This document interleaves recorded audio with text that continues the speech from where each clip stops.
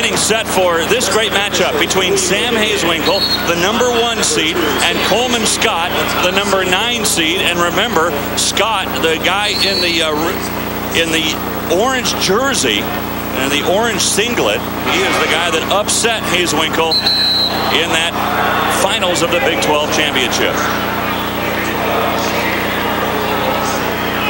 Scott, Hazewinkle have split this year. This is the rubber match. Both of them winning, but like you said, Dave, Scott, stunning upset on Hazewinkle in the finals of the Big 12.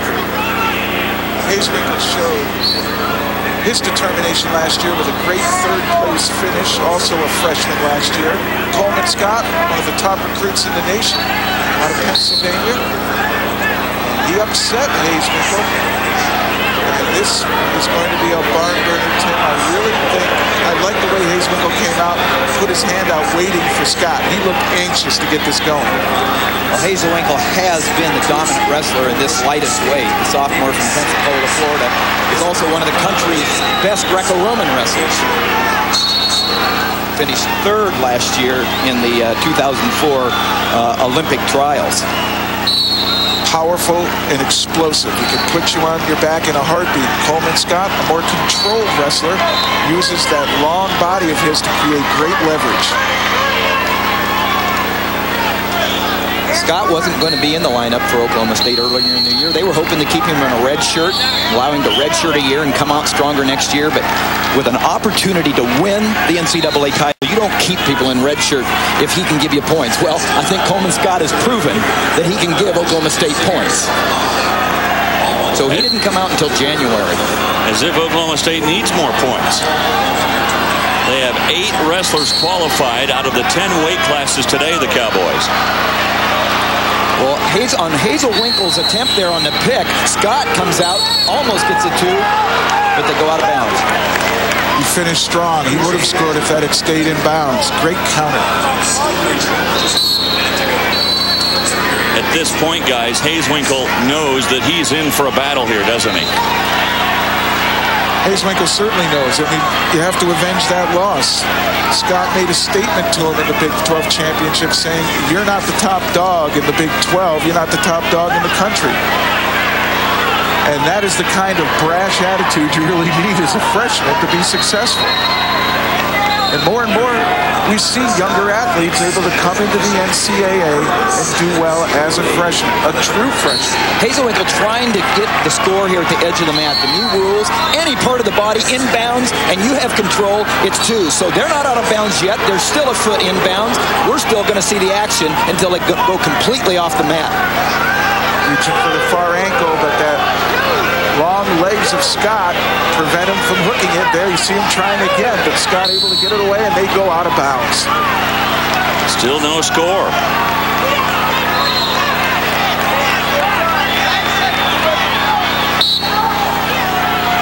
These two could wind up facing each other a long time here, a freshman and a sophomore. The sophomore Hazewinkle with wins over the #2 and 3 seeds, a couple of them. That's why he's #1, even though he was upset by Coleman Scott at the Big 12s. He also has a victory over Scott earlier in the year. He has dominated this weight class, except for that upset. And Scott, seeded #9, went through the learning curve as a freshman, lost some matches, but under the guidance of John Smith and a room chock full of former national champions, he has risen to the occasion, he has improved, and he is finding himself in the quarterfinals, keeping that dream alive. Breaking him down, Hazewinkle trying to get him flat, try to work for back points. No score in the first period there. Coleman Scott chose down to begin the second period. He's trying to score first, but Hazewinkle is going to try to get some riding time here, and if he does get more than a minute of riding time, he'll gain a point advantage.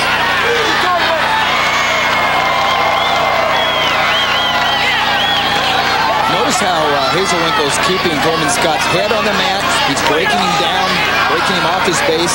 He's done a good job of riding so far. As long as he keeps knocking him down, he really hasn't come out to the side too much there. And there's a perfect example. As long as you bring your opponent down, get him flat, you're not going to get hit with parallel ride. But if you're just staying behind him and he's on his knees, you're going to get hit with stalling. You see that riding time building that Tim was talking about. It's nearing 1 minute now. Tilt attempt. Yeah, what Hazewinkle's having such good success with is Scott keeps losing his base. He starts coming up, and Hazewinkle gets him knocked down on the hip, and you got to keep your hips under you if you expect to get up and out. And Scott has not been able to keep Hazewinkle from dropping him down to his off his base. Hazewinkle's done a nice job of dropping to the legs to control him and then moving up, and he's controlling the near arm. He's either pushing it out in front, extending it, or if Scott plants it, pulls it in, and puts a head in the armpit. That's called a head lever, and that's a very good way to break your opponent down. Hazewinkle looks very confident right now.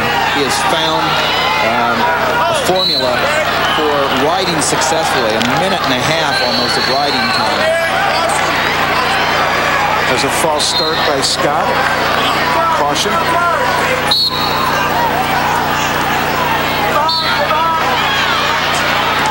There's that power by Hazewinkle.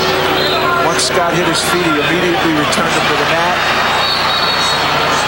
Well, you know what he's doing so well? He's floating. I mean, he hovers. He makes opponents carry, his opponent carry his weight. Little weight on the knees. He keeps coming off the knees. He's on his feet. Man, I'll tell you what. He's got a ride going, and he is going to ride Scott out this entire period. He had that head lever again there late in that period. That kept Scott down. 2 full minutes of riding time for Sam Hazewinkle, the top seed in the 125-pound weight class. Remember, Oklahoma State, as Coleman Scott, the freshman, one of 8 guys wrestling for Oklahoma State today in the quarterfinals. Oklahoma, no slouch. They have 5 wrestlers going today.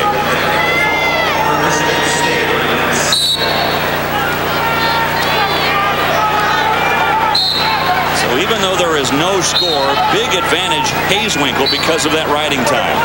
If he can get out, escape from underneath inside a minute here, he'll continue to keep that 1-point advantage for riding time.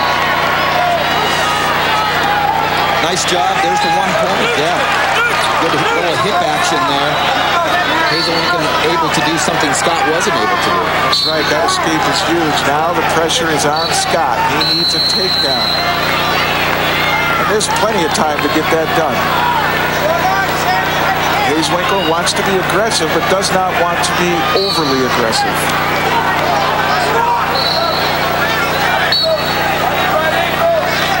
Front headlock position by Scott, and the referee will break it. Stalemate. When you look at it now, it is actually a 2-0 lead for Hazewinkle because you have to factor in the riding time. And so what you guys are saying is Coleman Scott needs a takedown, which is worth 2 points, which would even the match. And if he was able to get that takedown now, Dave, he was able to erase the riding time down below a minute. He'd erase that point advantage as well. But it's important right now because if he doesn't take him down within about 4 seconds, that riding time cannot be erased. Now it's out. Now it's a point. It really is 2-0. And Hazewinkle going in. Nothing yet. Had a chance there to score, and he didn't get it. Great scramble by Scott to not give up the 2. More and more now, coaches are looking at defense. Yeah, you like a wrestler that can score points, but they also track how well you can defend against being scored on. Hazewinkle now 20 seconds away from the semifinals tonight.